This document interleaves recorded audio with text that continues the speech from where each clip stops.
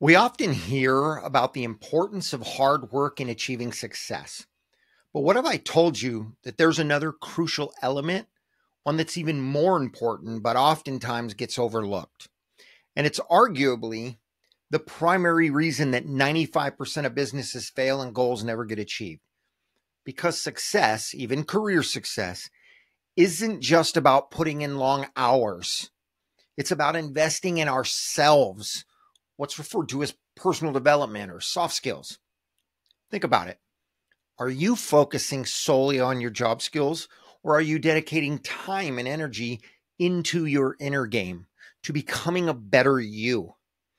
If you want to learn elite level tips and gain the soft skill advantage, join me on today's Life Design podcast as we discuss topic number 7 from my book, Improve Your Thoughts, Improve Your Life. If you haven't already done so, please subscribe now so you can join us on every episode. We truly appreciate it. And be sure to engage in the comments section of your favorite platform for your chance to be invited as a guest on one of our episodes. Hello, my fabulous friends. Welcome back to the Life Design podcast and our Wednesday coaching series. I'm your host, coach, and mentor, Michael Borland. And today we're going to have some fun upgrading our beliefs on what it means to work hard to gain success. As I've shared many times before, if you choose to learn and implement the lessons that we share on the Life Design podcast, your life can change radically. And I mean, absolutely for the better. I say that specifically because remember, not all change is good, right? I mean, we all know that. That's what we fear about change most of the time. But in this case, we are referring to controlling that change, being in charge of it, and actually making it happen. So that being said, today we're going to focus on it through the understanding of soft skills and the soft skill advantage. So tell me, in listening to these series or in your own experience, have you found yourself stuck in average thinking, in common ways of thinking with thoughts like, I have to work hard, and I'm going to do air quotes here, at my job to be successful? Well, we all know there's some truth to that. But that's not quite how the elite players in life or in business think about hard work or about success, because they understand the inner game is what swings that pendulum. See, their thoughts sound something more like, I must work hard on myself to attain the success I want. Okay? I'm not saying they don't work hard, at their chosen jobs, careers, businesses, and relationships and other things. Okay. I'm not even saying that they all started with an upgraded way of thinking. It was a lesson that they learned along the way, typically after landing flat on their face time after time. But let's be honest, many of them still haven't learned the lesson well enough, which is why we hear so much drama about famous and highly successful people in the media, because they've only implemented certain skill sets, typically hard skill sets. Listen, hard work is a key ingredient, but it's a key ingredient to working smart. And to attain the attainment of true success, but probably not in the way that you're thinking about hard work. Because the truly successful people, the most successful people in all aspects of life, they work hard on improving themselves, because they understand that makes working hard at your, what we'll call, source of income much easier, much more productive, and much more beneficial for everyone that's involved. We can all agree, if we think about it, that most employees appear to work harder than their boss does. And that boss appears to work harder than, their boss, or maybe than the owner. And the fact in that is that there are different types of work that need to be done at each of these levels. And I can tell you many of the mentors that I've learned from over the years, and I'm talking very successful mentors, high 6, 7, 8-figure earners, some even 9 and 10, but they don't really appear to work much at all. And the truth is, because their job, quote unquote, or should I say the work that they do, is to support others, to track that progress, to brainstorm ideas, and then to challenge and inspire the people, that they're in charge of and the people around them, to inspire them to get to that next level.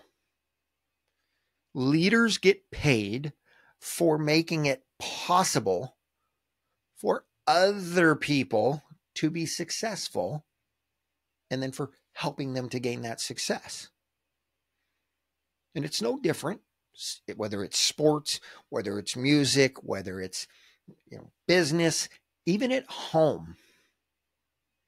Consider it this way. If two parents have a great relationship, and especially if each of them have, mastered themselves, their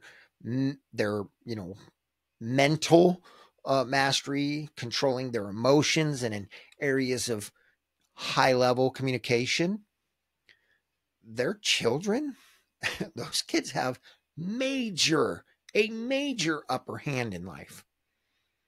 But on the flip side, if the parents don't have a good relationship, the sharks of life, right? They smell that blood in the water, and those kids lose that leg up in life. It doesn't have to be a financial leg up.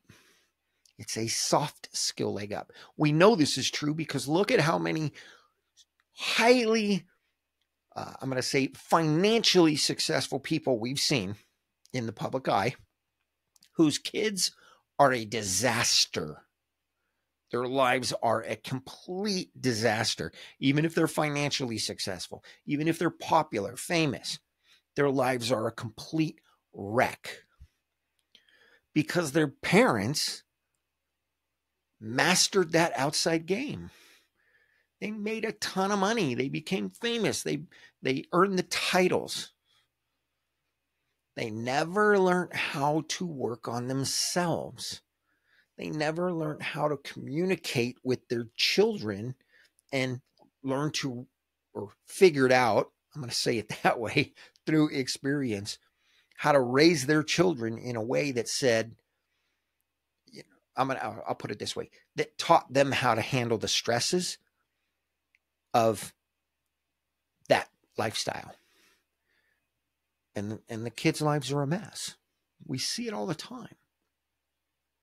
So what's the key that I'm referring to here? What's the key that we want to take away from this? It's that true success, holistic success in all areas of life, hinges on what I like to call the soft skill advantage. It hinges on the inner game, on the soft skills of life. Doesn't matter if you're an employee working for someone else, if you're self-employed, a small business owner, a big business owner, an investor. You should always be working hard for yourself and even harder on yourself. This is, what most people hear as being referred to as working smart. Okay, we hear that all the time. Work smarter, not harder. Think about it this way, though.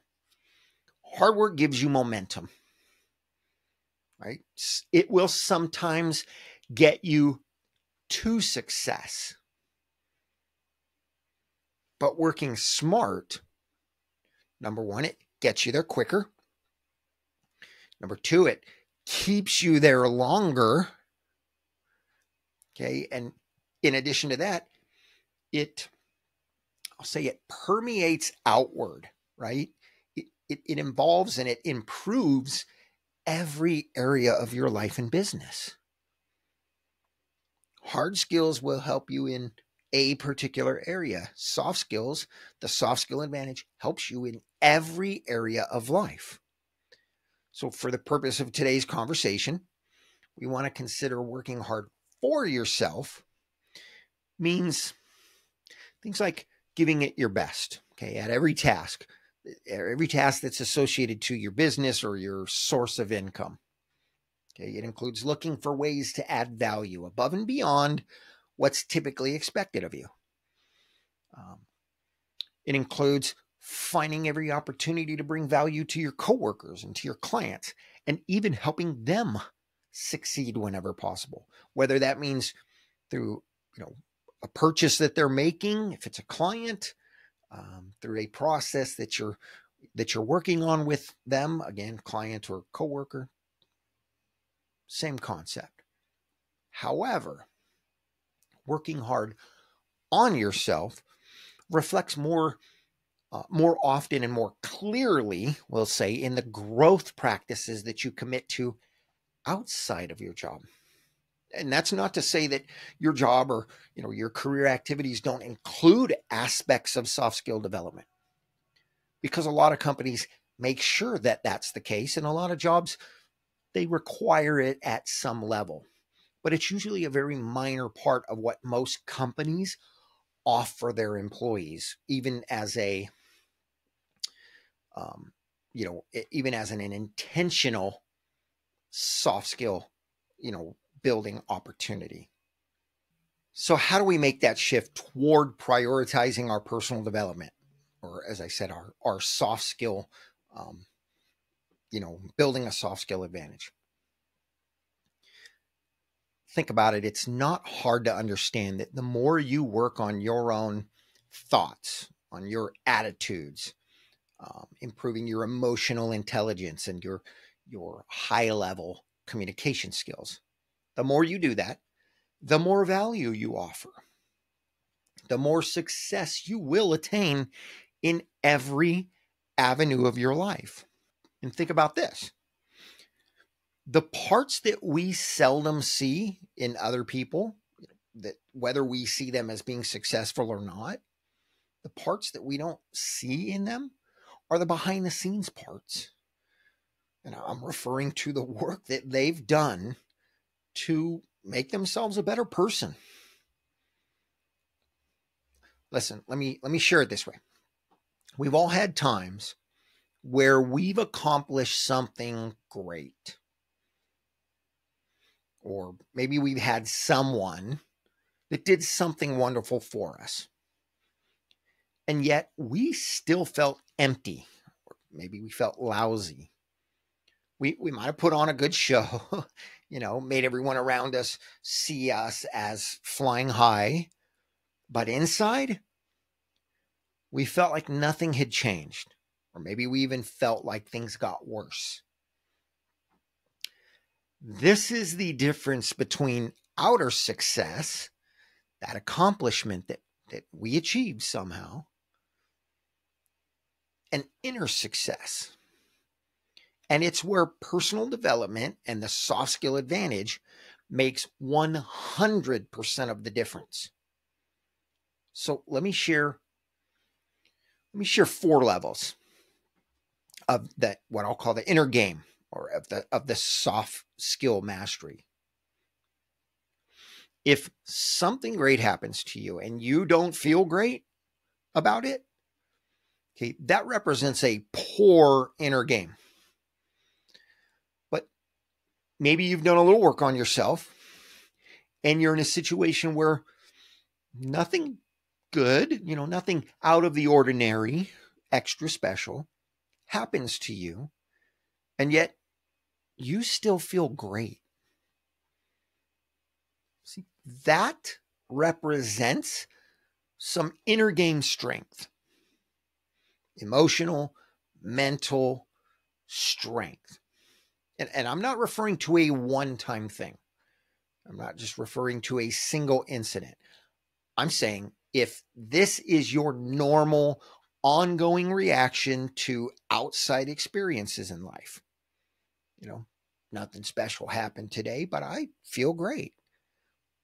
Nothing special happened yesterday, but I felt great. Nothing special happens tomorrow, but I feel great throughout that whole day. Okay, there's a level of inner strength there. But if you can face challenges, sometimes challenge after challenge, and still feel good, and if this is consistently, you're finding, let's say, good things in potentially bad experiences, in a case like that, you're doing very good. Okay, that third level here. You have a strong inner game. Again, poor inner game, some inner strength, versus now we're talking about a strong inner game. But there's still another level. And that's when we learn to convert challenges and bad experiences into repeated wins, into long-term success. When we can do that, that's when we've mastered the inner game. When we can take a negative experience and we can say and mean it, this was something good that happened to me because I chose it to be. Okay. That is when we've mastered the inner game. That is when we go through life with the soft skill advantage that so many people just don't have. And that's the level that I'm trying to help you get to through this podcast, through my books, and through my coaching programs. Listen, if you struggle, well, let me give you another example first. I've shared this in the past in various settings of, let's say it's a couple who loses a child, and you have one of those two people who, both of them have every reason to feel horrible. That is a horrible, miserable experience that words can't even explain. But one of them goes into hiding, and it is miserable and can't even pull themselves out to care and share love with their other children at times because they're in so much pain. Whereas the second parent says, it's horrible. I can't explain to you the pain I'm going through. But I'm going to use this pain to draw closer to my other children. I'm going to use this pain to help other parents who are in my situation, who've lost a child. And I'm using this excuse because it's one of the worst ones I can think of. It's also one that I've had potentially my own experience with, but where I've definitely known and been very close with people who've had this experience. And some of them I've coached through, where one parent just struggled for an extended period of time to deal with this situation. And the other parent very, very quickly said, I'm going to appreciate the time that I had with that child. And I'm going to use this horrible, horrible experience to help other people. That is mastering the inner game. That is a level that any of us can get to. Doesn't take away the pain, doesn't make it any less horrible, and it doesn't have to be that situation. Any situation. To be able to take it and say, I'm going to use this horrible situation to deliver value to other people in life. That is mastery of the inner game. That is mastery. That is the epitome of the soft skill advantage. So if you struggle making this kind of shift on your own, an effective strategy is to find a mentor or a coach or a therapist to provide you guidance and accountability in getting through it. Because investing into yourself this way yields remarkable returns. Okay, both personally and professionally. So let me share some industry statistics with you. And these are specifically from the coaching industry, because that's the industry I'm in. I've also picked up a lot of these stats when I was in the corporate world, working on the corporate side as well, where I did coaching for many, many, many years. But there are dozens of studies out there. And I'm not going to name them because I don't want you thinking I'm nitpicking. You can literally Google it and you will find, study after study after study, comment after comment on this. But dozens of studies have shown that the typical return on investment for hiring a coach is between 3 to 7 times. Okay, that means for every dollar you put in, you get $3 to $7 in value back. So think about that. You spend $3,000 on coaching, you get between $9,000 to $21,000 in value back. But get this. Many companies out there, big corporations, estimate an ROI, return on investment, as they call it, 10 to 50 times their investment. That means your $3,000 investment gets you $30,000 to $150,000 return. If it's a $10,000 investment at a business level, that's $100,000 to $500,000 in return. Those are their numbers, not mine, not other coaches. These are clients' statistics. And I've personally seen firsthand how coaching can transform lives, and therapy and consulting. But I've personally seen business clients who multiplied one in particular, multiplied his business by 8 times, going from 5 million in revenue to 40 million in revenue in 2 years, just over 2 years. That's after receiving 4 months of coaching. Not to mention, in his and his wife's words, it saved their marriage. And got her retired early, and actually wound up getting him retired early. In the end, that was a few years after that. But I've seen a mother who, within a 6-month time frame with part-time coaching, went from struggling to fit in as a new person on her job, and within 6 months of working there, not to mention, she was suffering from strained relationships with her 2 teenage children, a boy and a girl.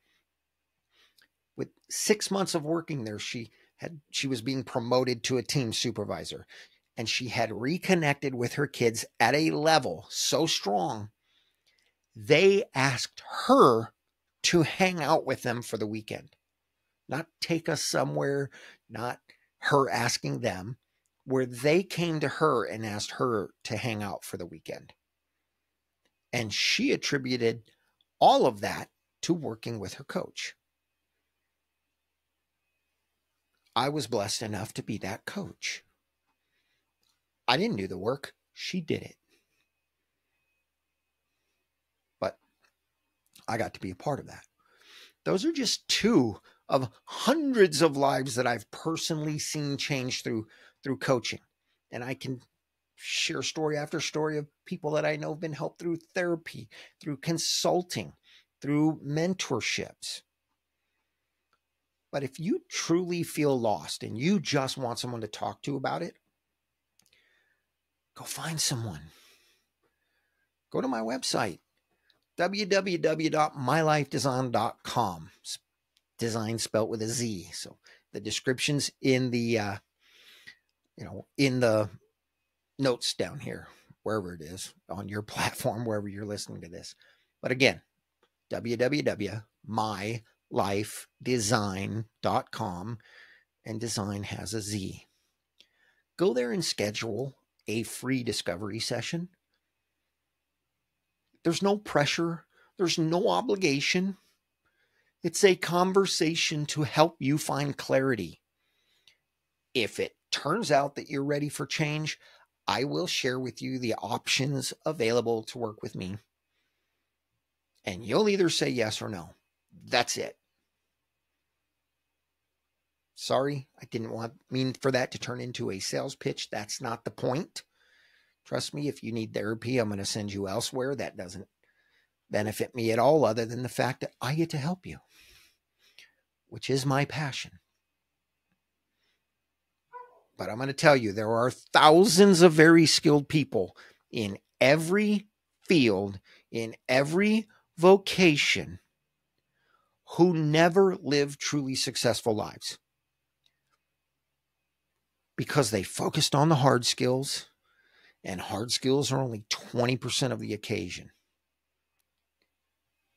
Soft skills in the inner game, they help you win at work, at home, in relationships, in difficult times, literally in every moment of every day of your life. There is no other skill set, hard skill set, that offers that level of benefit, period. Soft skills are what give you the advantage. That being said, I hope I've helped you understand the importance of the soft skill advantage, of taking control of your inner game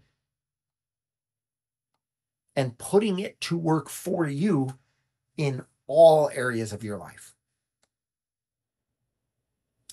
That is it for today. Thank you for joining me. Please be sure to like and share and subscribe and follow and whatever it is on your platform, and engage. Reach out. Share your experiences, share your inner game wins and what you found in your balance and in your journey. And then join me next week for more insights, whether it's Mental Health Monday series, on Wednesday's coaching series like today. Keep coming back, join in the conversation. Until then, live awesome and enjoy your journey.